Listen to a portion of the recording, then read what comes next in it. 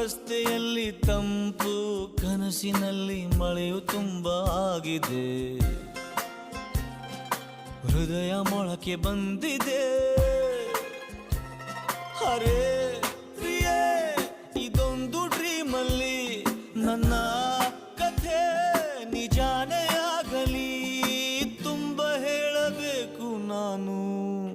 ಅಣ್ಣ ಒಂದ್ ಲೆಟ್ರ್ ಆಗ್ಬಿಡೋಣ.